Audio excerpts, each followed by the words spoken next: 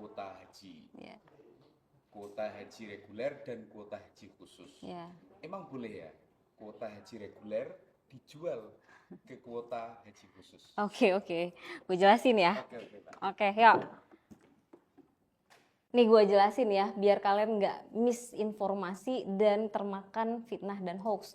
Yang namanya jamaah haji Indonesia itu bukan cuma haji reguler, haji khusus itu termasuk ke jamaah haji Indonesia karena dia kan juga masyarakat di Indonesia yang diklasifikasikan ke jamaah haji khusus. Pada saat 2024, melalui hubungan diplomasi presiden dengan kerajaan Arab Saudi ketika seluruh persyaratan administrasi pelunasan jamaah pokok itu sudah selesai. Kalau kalian lihat sekarang nih, kita sudah tahu jumlah kuota kita berapa karena jumlah kuota dasar itu sudah ditentukan 221.000. Nah, ini hak kita nih. Ini hak kita gitu. Ini hak jamaah haji. Regulernya 92%, khususnya 8%. Nah, ini 92% dan regulernya khususnya 8%. Ini kuota dasar. Ini sudah hak. Nah, sehingga ketika seluruh administrasi ini selesai, maka berdasarkan komunikasi diplomasi presiden dengan kerajaan Arab Saudi, dapatlah tuh kuota. Karena ini udah clear, Arab Saudi bilang udah clear. Oke, gua kasih nih kuota tambahan 20.000. Sifatnya adalah tambahan. Oke, sifatnya tambahan. Presiden kemudian menyampaikan kepada Kementerian Agama, ini di-exercise. Mungkin tidak. Dilakukanlah beberapa simulasi, dilakukan beberapa exercise dengan berbagai skema gitu ya. 20.000. Di tahun-tahun yang sebelumnya 2023 itu 8.000. Yang terbesar loh ini kuota tambahan terbesar sehingga kemudian diundang oleh Saudi untuk melakukan simulasi ya. Karena perlu diingat ya, urusan haji ini itu bukan urusan domestik kita aja. Itu urusan kita bersama-sama dengan tuan rumah yaitu Saudi. Nah, perlu kalian tahu, Saudi itu setiap tahun selalu bikin kebijakan baru, kebijakan terkait dengan penyelenggaraan haji ya dia pasti melihat dari sisi kenyamanan jamaah, infrastruktur dan lain sebagainya karena beberapa kali kan perbaikan. Nah, sehingga di tahun 2024 nih ada kebijakan baru yang namanya zonasi. Nah, sebelum-sebelumnya nggak ada nih. Di dalam kebijakan zonasi, Mina, ini orang kalau belum pernah haji belum tahu nih gambaran di Mina itu. Makanya muncul bahasa kenapa yang 92,8% ini pada akhirnya jadi 50 untuk tambahan. Kan ini pertanyaannya. Why? Kenapa? Nah, ini gue jelasin. Mina itu luasannya segitu-gitu aja, tidak pernah bertambah Mina. Sehingga perlu dihitung. Perlu ada simulasi kalau ada penambahan. Kalau sesuai dengan 92.000 artinya ada 18.400 jamaah reguler ya yang harus ditambahkan dengan kuota tambahan ini. Mungkin enggak? Karena dari yang udah kayaknya kita maksimal di 8.000. Itu aja waktu itu sudah pernah ada insiden. Sampai anggota dewan bilang hati-hati dengan over capacity di Mina gitu. Sehingga dilakukanlah simulasi. Nah, dengan kebijakan zonasi di Mina ini, Mina dibagi menjadi 5 zona. Ya. Jadi Arab bilang, kalau zonanya semakin dekat dengan Jamarot, tempat orang lempar jumroh tuh, maka harga zonanya tambah mahal. Begitu dilihat dan dihitung, anggaran yang paling cocok untuk haji reguler cuma mampu di zona 3 dan zona 4. Ini untuk haji reguler.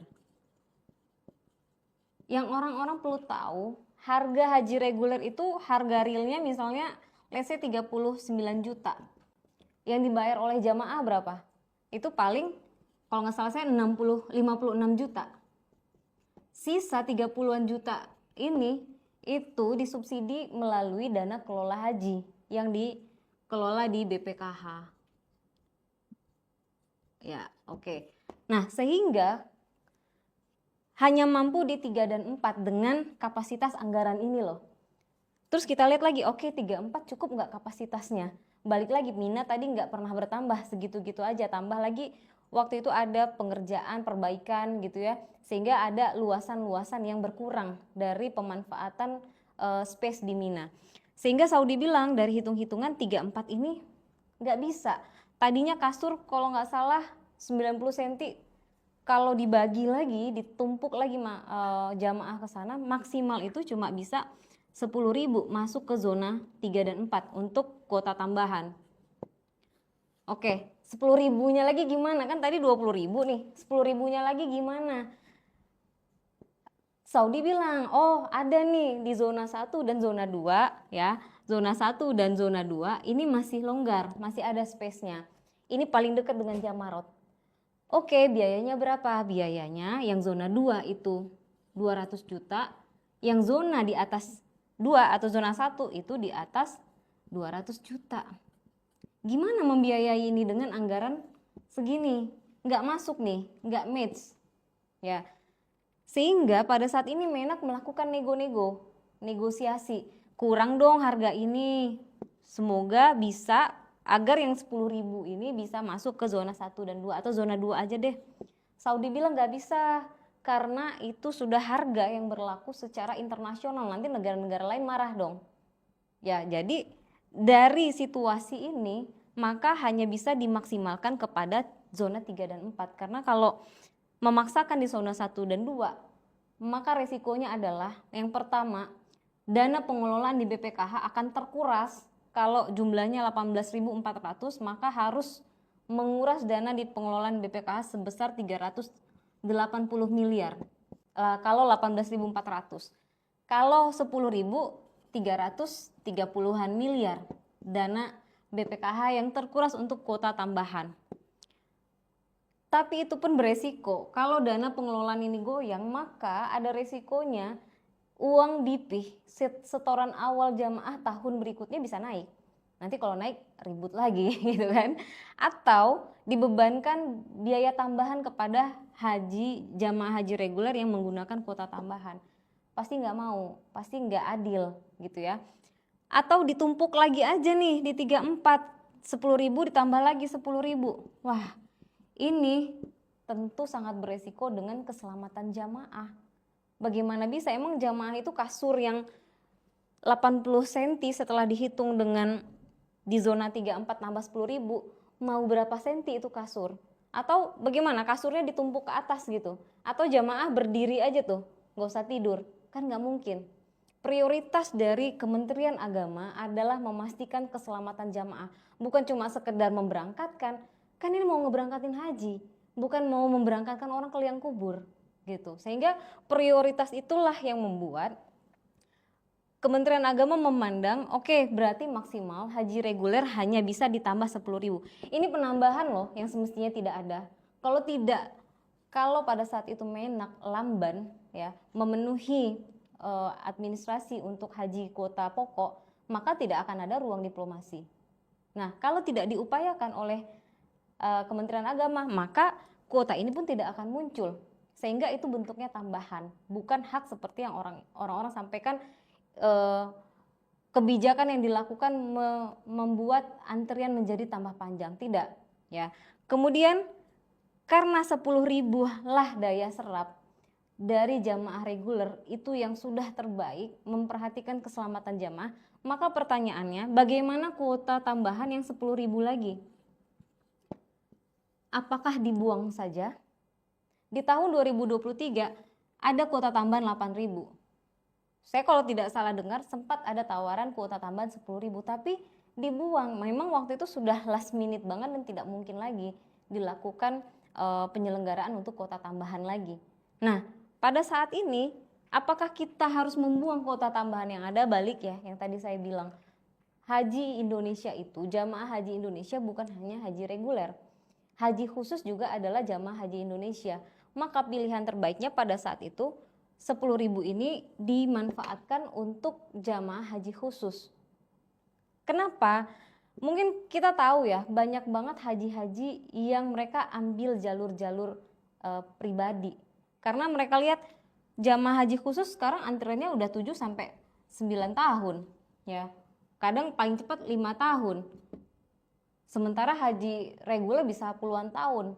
mereka ambil furoda itu juga terlalu beresiko gitu ya, harganya tinggi, beresiko, dan dia memang bukan tanggung jawab Kementerian Agama. Visanya aja furoda itu adalah visa dari Saudi langsung. Kalau kita pernah dengar ada visa-visa ziarah, visa-visa haji ilegal, itu karena mereka tuh mencari jalan. Udah nggak ada fasilitas dari negara nih, yang ini mahal dan lama. Kayak kalau mahal dan tidak lama mungkin menjadi pilihan. Sehingga memfasilitasi haji khusus ini dengan memanfaatkan kuota yang memang sudah ada berdasarkan kesepakatan dengan Saudi, itu adalah langkah terbaik. Kenapa begitu? Ketika simulasi ini dilakukan bersama-sama dengan Saudi, maka hasil simulasi ini dituangkan di dalam bentuk MOU, ditandatangani bersama. Muncul itu bahwa for the bestnya memang 10.000 di haji khusus, 10.000 di haji reguler. Itu sudah yang paling maksimal, karena kalau tidak, Saudi pun sebagai tuan rumah juga tidak akan firm dengan kuota 20.000 ini. Kalau kalian berpikir Saudi menawarkan kuota, pasti udah mikirin juga gitu ya, terkait dengan akomodasi atau daya tampung terhadap jamaah. Saudi kan juga berpikir bisnis, karena sejak awal sebenarnya Saudi memang melihat potensi diambilnya zona 1 dan 2. Buat Saudi so easy, Indonesia ambil silahkan yang ini, kalau Indonesia tidak ambil banyak negara-negara lain yang menanti itu. Kemudian kalian nanya, boleh nggak? Dalam situasi seperti ini sangat layak kalau Kementerian Agama memiliki diskresi untuk mengambil keputusan, bahwa ada aspek-aspek teknis terkait zonasi harga yang tidak mungkin diakomodir, ada aspek-aspek space daya tampung Mina yang tidak mungkin dipaksakan lagi ditambahkan 8.400 jamaah. Pertanggungjawaban yang paling utama dari Kementerian Agama adalah keselamatan jamaah. Pada akhirnya MOU ini dituangkan dan dijadikan konsideran atau dasar pertimbangan dalam membuat KMA nomor 130 tentang kuota haji tambahan ini. Ini adalah produk hukum, guys, berdasarkan diskresi yang dimiliki oleh kementerian dalam situasi yang seperti ini. Apakah daya serapnya udah nggak bisa ditampung?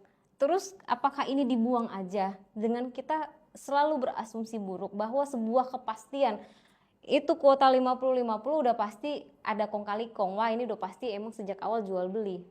Harus dipisahkan bahwa Kementerian Agama memiliki dasar pertimbangan yang kuat dari sisi aspek hukum, aspek teknis, aspek kemanfaatan, dan aspek keselamatan yang utama. Ini adalah the best skema ya, skema terbaik.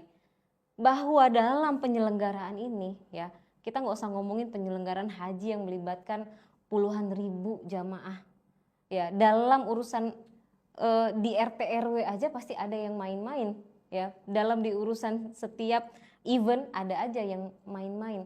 Bahwa di dalam kegiatan ini ada yang mengambil keuntungan secara melawan hukum proses, tetapi bahwa yang saya ingin sampaikan, pola ini tuh ada situasi yang dihadapkan terhadap Indonesia yang direpresentasikan oleh Menteri Agama. Situasinya seperti ini. Ada kondisi yang kita tidak bisa memutuskan sendiri karena urusan penyelenggaraan haji pasti melibatkan kebijakan yang ada di Saudi. Kita lihat bahwa ada penambahan 10.000 untuk jamaah reguler, 10.000 untuk jamaah haji khusus. Apakah itu tidak sebuah prestasi? Kalau kita lihat bagaimana capaian pelaksanaan haji dengan kuota terbesar, dengan pemberangkatan jamaah haji terbesar dalam sejarah Indonesia, 21.000 ya jamaah. Hasilnya gimana? Ternyata menurut data BPS, kalian boleh cek kok, pelayanan dan kepuasan jamaah itu,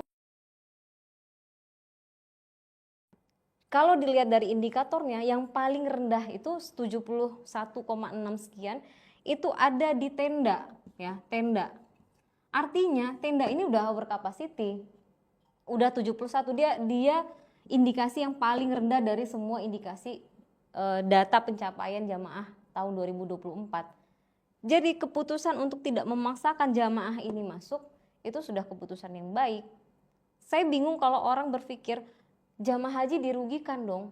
Saya paham kita itu jamaah haji reguler sudah antri berpuluh-puluh tahun, tetapi kondisinya yang harus mempertimbangkan keselamatan jamaah itu ya pemimpinnya, ya pejabat negaranya. Setelah haji tahun 2025 baru selesai pelunasan jamaah dari 25 juta itu 2 bulan sebelum keberangkatan. Dengan semua dinamika dan persoalan dan keputusan yang harus segera cepat diambil oleh Kementerian Agama, pada akhirnya ada situasi ini, dan ini sangat bisa ditunjukkan secara faktual, ada datanya, ada dokumentasinya, ada situasinya. Indonesia memberangkatkan jamaah haji setelah 221.000 ini memberangkatkan let's say 15.000 aja jamaah dengan kuota tambahan. Mungkin masuk akal, tapi kan belum pernah. Ini tuh prestasi. Tapi orang memang kalau udah bicara korupsi, agama, bawaannya sensitif. Ya, gue mau kasih lihat kalian lagi satu hal ya. Ada satu hal fakta juga nih, Haji 2025. Ya, Menteri Agamanya Kiai Haji Nasaruddin menyampaikan bahwa Kementerian Agama tidak berambisi mengajukan kuota tambahan. Ya, kuota tambahan. Mereka bilang Mina itu kan segitu-gitu aja. Justru kalau meminta kuota tambahan, let's say 20.000, bagaimana kenyamanan jamaah? Bagaimana situasi di sana yang ada nanti jamaah bisa chaos dan lain-lain. Dia sampaikan seperti itu sehingga tidak ada memang kuota tambahan di tahun 2025. Hanya ada tambahan untuk petugas haji. Artinya kuota tambahan untuk jamaah itu 0, kecuali jamaah haji, untuk petugas haji. Kuota tambahan 0 dengan pertimbangan kenyamanan, keselamatan jamaah. Saya paham kalau ditanya Menteri Agama, kalau bisa nggak ada tambahan, kayaknya nggak ada tambahan karena memang tanggung jawabnya luar biasa.